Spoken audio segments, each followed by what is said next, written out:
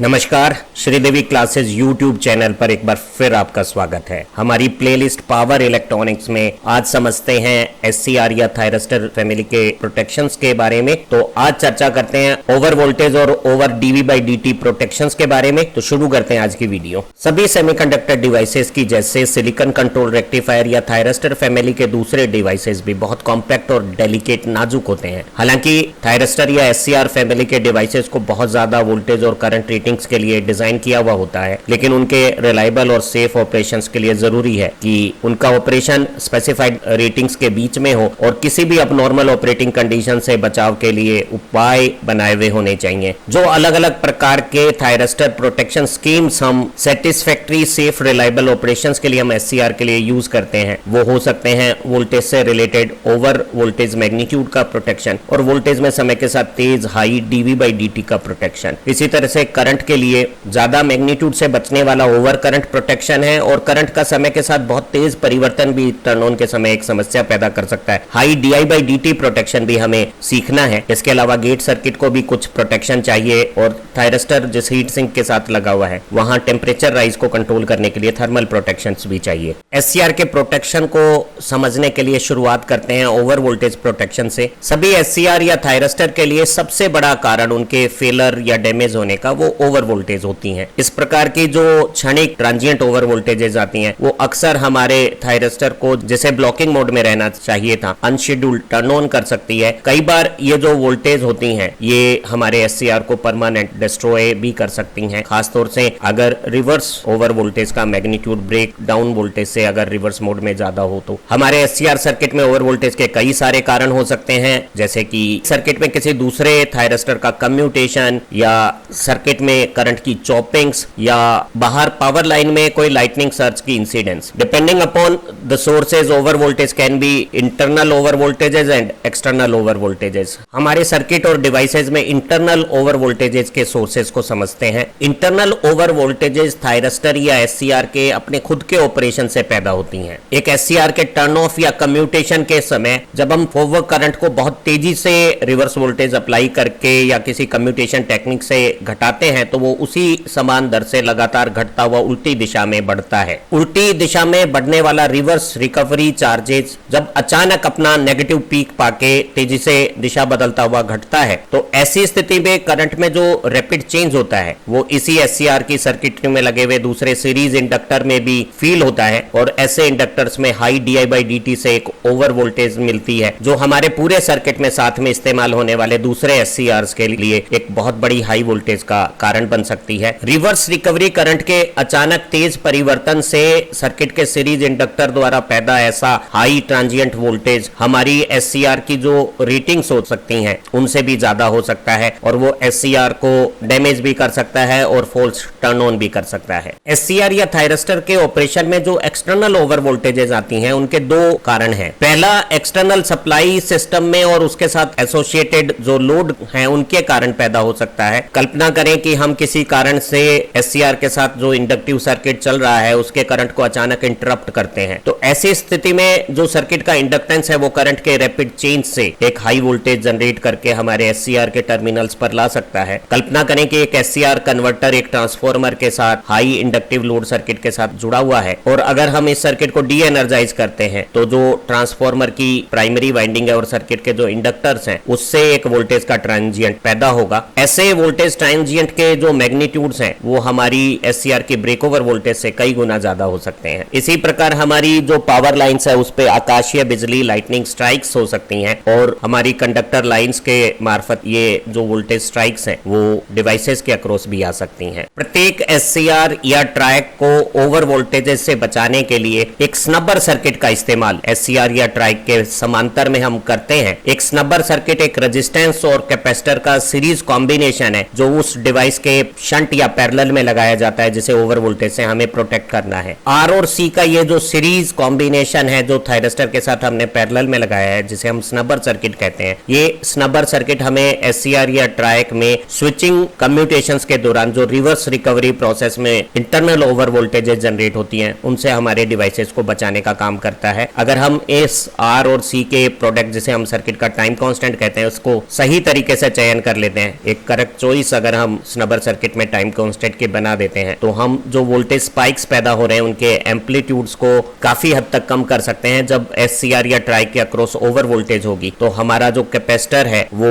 Over voltage से energy लेके charge होगा, और चार्जिंग प्रोसेस में टाइम कांस्टेंट के अनुसार कैपेसिटर की वोल्टेज जो इंक्रीज होगी वो हमारे थायरिस्टर या ट्राइक के अक्रॉस भी वोल्टेज के इंक्रीज एम्पलीट्यूड को रिड्यूस कर देगी। ऐसे चार्ज कैपेसिटर उस समय एक फैटल कंसीक्वेंस बना सकते थे जब हम एक SCR को फॉरवर्ड ब्लॉकिंग मोड से अचानक गेट पे सिग्नल देके टर्न ऑन करेंगे, तो ऐसी स्थिति में कैपेसिटर का डिस्चार्ज करंट थायरिस्टर या ट्राइक पे अननेसेसरी DI/dt की प्रॉब्लम ना जनरेट कर सके, इसलिए हम ये जो सीरीज में रेजिस्टेंस लगाया हुआ है उसकी मदद से उस डिस्चार्ज करंट के मैग्नीट्यूड को भी रिड्यूस कर सकते हैं। तो एक करेक्ट R और C की वैल्यू की चॉइस हमारे डिवाइसेस को इंटरनल ओवर वोल्टेज जो रिवर्स रिकवरी प्रोसेस से कम्यूटेशन के दौरान जनरेट होती है उससे पूरी तरह से बचा सकती है। हमारा ये स्नबर सर्किट इंटरनल ओवर वोल्टेज से तो थायरिस्टर को बचा सकता है, लेकिन वो जो एक्सटर्नल ओवर वोल्टेजेस लाइटनिंग से या लोड के स्विचिंग सर्जेस से जनरेट होगी, इन्हें बचाने के लिए हम एक वोल्टेज क्लैंपिंग डिवाइस SCR या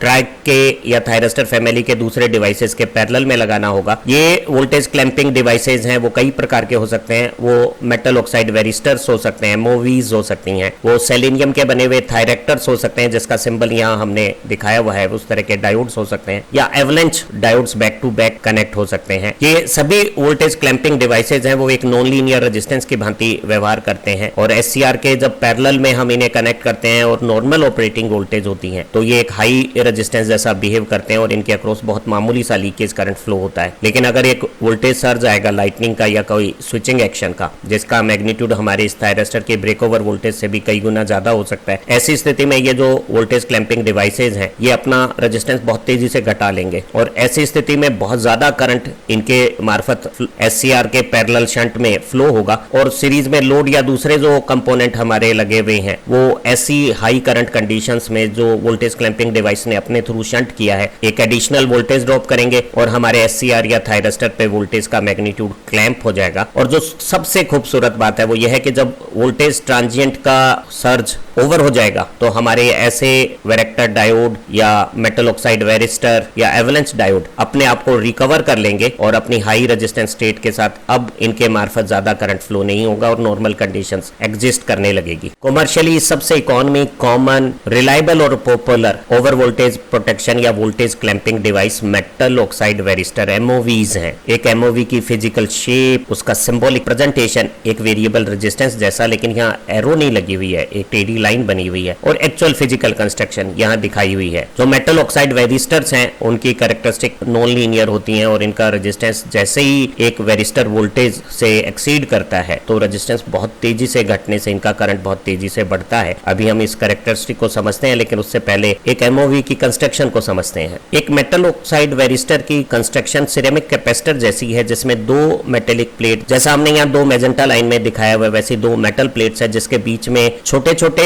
दाने मेटल ऑक्साइड जिंक ऑक्साइड के डाले हुए हैं, और इसी जगह यहाँ जिंक ऑक्साइड के साथ साथ थोड़ी मात्रा में कोबाल्ट ऑक्साइड और मैग्नीज ऑक्साइड भी डाला हुआ है। ये सभी ऑक्साइड्स के जो छोटे पाउडर फॉर्म में दाने हैं वो रेंडमली ओरिएंटेड, जब हम यहाँ पोटेंशियल लगाएंगे तो डायोड्स बन जाएंगे, और ये रेंडमली ओरिएंटेड अनेक डायोड्स ऐसे अनेक से सीरीज और पैरेलल कॉम्बिनेशंस बनाएंगे जिसमें कुछ डायोड तो फॉरवर्ड बायस होंगे और कुछ रिवर्स बायस होंगे। जब एक्सटर्नल वायर कनेक्शन से MOV की इंटरनल मेटल प्लेट्स के बीच में अप्लाइड वोल्टेज कम है तो दोनों प्लेटों के बीच में जो सिरेमिक, जिंक, कोबाल्ट और मैग्नीज के ऑक्साइड्स के जो ग्रेन्स हैं उनसे बने हुए डायोड्स में जो रिवर्स बायस डायोड्स होंगे दोनों प्लेटों के बीच में, उनमें बहुत मामूली सा रिवर्स लीकेज करंट फ्लो होगा। अगर MOV या मेटल ऑक्साइड वेरिस्टर की वेरिस्टर वोल्टेज का मैग्नीट्यूड अगर 300 वोल्ट है तो चाहे फॉरवर्ड डायरेक्शन में या रिवर्स मोड में उल्टी पोलैरिटी के साथ अप्लाइड वोल्टेज अगर 300 वोल्ट से कम है तो ये डायोड सिर्फ अपने अक्रॉस बहुत मामूली सा लीकेज करंट अलाउ करेंगे, और आप देख रहे हैं कि करंट दोनों कंडीशंस में चाहे वोल्टेज इधर 300 वोल्ट से कम हो चाहे उधर 300 वोल्ट से कम हो एक बहुत मामूली सा लीकेज करंट MOV अपने अक्रॉस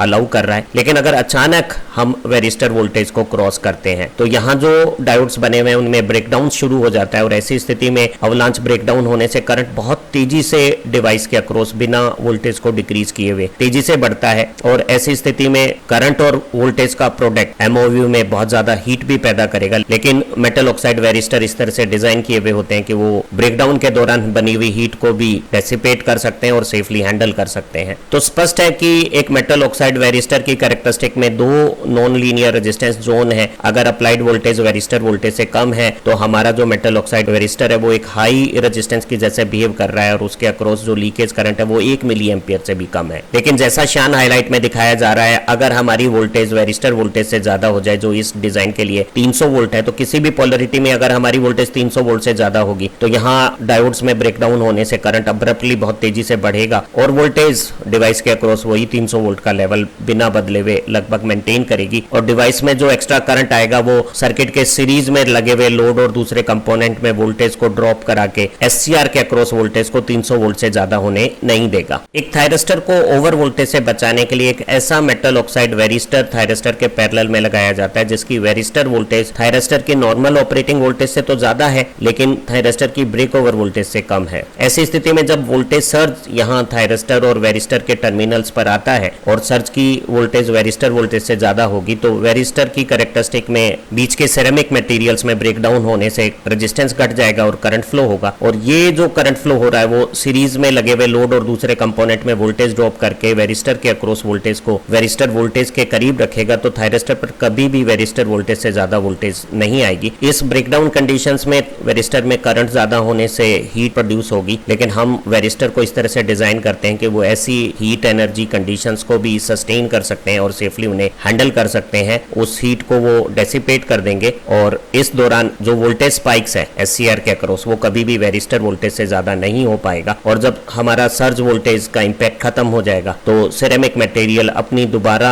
नॉर्मल पोजीशन रिगेन कर लेगा और नॉर्मल ऑपरेटिंग वोल्टेज में वेरिस्टर के अक्रॉस मामूली सा लीकेज करंट ही फ्लो होगा। मेटल ऑक्साइड वेरिस्टर्स हैं वो छोटे वोल्टेज स्पाइक्स के सर्जेस को एलिमिनेट करने के लिए बहुत इफेक्टिव है, बशर्ते कि हमारा जो वोल्टेज का स्पाइक्स है या तो उसका मैग्नीट्यूड बहुत ज्यादा ना हो या उसका टाइम ड्यूरेशन ज्यादा लंबा ना हो। ध्यान रहे ऐसे लाइटनिंग स्ट्राइक्स जो ज्यादा मैग्नीट्यूड या ज्यादा ड्यूरेशन के होंगे वो वेरिस्टर को डैमेज कर देंगे और हमारा डिवाइस भी उस डैमेज के बाद खतरे की स्थितियों में आ सकता है। अब समझते हैं एससीआर में डीवी/डीटी प्रोटेक्शंस के बारे में। एक थायरिस्टर फॉरवर्ड बायस्ड है, एनोड पॉजिटिव और कैथोड नेगेटिव है। ऐसी स्थिति में J1 और J3 फॉरवर्ड बायस है लेकिन जंक्शन J2 रिवर्स बायस होकर यहाँ एक डिप्लेशन जोन बना रहा है और सारी अप्लाइड वोल्टेज इसी डिप्लेशन जोन पे अप्लाई हो रही है। डिप्लेशन जोन में चार्ज कैरियर की एब्सेंस के कारण एक डाइलेक्ट्रिक जैसा बिहेवियर हो गया है और दोनों तरफ के डॉट सेमीकंडक्टर को अगर हम कंडक्टर जैसा मान लेते हैं तो ये एक पैरेलल प्लेट कैपेसिटेंस बन गया है जिसके अक्रॉस जब वोल्टेज तेजी से समय के साथ बदलेगी तो एक चार्जिंग करंट फ्लो होगा जिसका मैग्नीट्यूड इस एक्सप्रेशन से दिया जा सकता है। तो अगर एनोड और कैथोड के बीच में अप्लाइड वोल्टेज समय के साथ बहुत तेजी से 100 वोल्ट पर माइक्रोसेकंड से भी तेज रफ्तार से अगर बदलती है तो इस चार्जिंग करंट का मैग्नीट्यूड इतना ज्यादा हो जाएगा कि यहाँ करंट लैचिंग लेवल को पा लेगा और ऐसी स्थिति में ये जो करंट है वो वैसा ही व्यवहार करेगा जैसा गेट करंट करता है और वो यहाँ J2 जंक्शन में इंटरनल रीजनरेशन करके J2 जंक्शन को डिस्ट्रॉय करके थायरिस्टर को ब्लॉकिंग से कंडक्शन में स्पूरियस अनवांटेड अनकंट्रोल्ड वे में ला देगा। सपोज करो कि एक डिवाइस में ब्रेक ओवर वोल्टेज 500 वोल्ट थी, अगर गेट ओपन है तो वो 500 से कम वोल्ट पे ब्लॉकिंग मोड में रहना चाहिए और उस पे 100 वोल्ट से वोल्टेज 200 वोल्ट हो जाती है 1 माइक्रोसेकंड से भी कम समय में। तो 100 वोल्ट से 200 वोल्ट के बीच में 1 माइक्रोसेकंड में ये जो चेंज है वो यहाँ जंक्शन J2 पे चार्जिंग करंट बना के डिवाइस को बिना ओवर वोल्टेज के भी और बिना गेट सिग्नल के भी टर्न ऑन अगर कर रहा है तो ये हमारी कंट्रोल स्ट्रेटजी का फेलर है और ऐसे किसी भी डीवी/डीटी फॉल्स स्पूरियस टर्न ऑन से बचने के लिए हम स्नबर सर्किट को प्रोटेक्शन के लिए यूज करते हैं। जरा समझते हैं कि स्नबर सर्किट कैसे काम करेगा। हमने जाना था कि R और C का ये जो सीरीज कॉम्बिनेशन है ये जब थायरिस्टर के पैरेलल में लगाया जाता है तो इसे हम स्नबर सर्किट कहते हैं और ये स्नबर सर्किट थायरिस्टर को इंटरनल ओवर वोल्टेज से जो रिवर्स रिकवरी के दौरान पैदा होती है उनसे बचाता है। लेकिन यही स्नबर सर्किट हमें थायरिस्टर को डीवी/डीटी से false spurious unwanted uncontrolled turn on से भी बचाएगा। जब अचानक यहाँ वोल्टेज समय के साथ तेजी से बदलने की चेष्टा करती है तो यहाँ आरसी सर्किट में चार्जिंग से वोल्टेज का चेंज थोड़ा स्लो हो जाता है और ऐसी स्थिति में थायरिस्टर के अक्रॉस dV/dt उसकी जो मैक्सिमम dV/dt रेटिंग है उससे कम हो जाती है और थायरिस्टर में फॉल्स टर्न ऑन होने की संभावनाएं नहीं रहती है। एक फॉरवर्ड ब्लॉकिंग मोड में ये जो स्नबर सर्किट का जो RC कॉम्बिनेशन है इसमें कैपेसिटर फुल सप्लाई वोल्टेज के अक्रॉस चार्ज है और ऐसी स्थिति में ब्लॉकिंग मोड से टर्न ऑन करने के लिए अगर SCR को ट्रिगर पल्स गेट पे देते हैं तो कैपेसिटर इस सर्किट से डिस्चार्ज करंट बनाएगा और ऐसा discharge current turn on time के राइज इंस्टेंट में di/dt प्रॉब्लम्स ना पैदा करे, इसलिए हम करंट को लिमिट करने के लिए इस कैपेसिटर के सीरीज में एक रेजिस्टेंस भी लगाते हैं। तो हम समझ सकते हैं कि ये जो R और C का सीरीज कॉम्बिनेशन जो थायरिस्टर के पैरेलल में हमने लगाया है वो थायरिस्टर को न केवल ओवर वोल्टेज से बचाता है बल्कि वो उसके लिए dV/dt प्रोटेक्शन भी देता है। आज की इस वीडियो में हमने SCR को ओवर वोल्टेज और ओवर dV/dt से कैसे बचाएंगे उसके बारे में जाना है। हमारी अगली वीडियो में हम थायरिस्टर को ओवर करंट प्रोटेक्शन, थायरिस्टर का high di/dt protection, gate circuit के प्रोटेक्शन और थर्मल प्रोटेक्शन के बारे में जानेंगे। हमारी सारी वीडियो से आपकी विषय समझ मजबूत होगी। आप अच्छा पढ़ें, तरक्की करें। Have nice time. Thank you very much.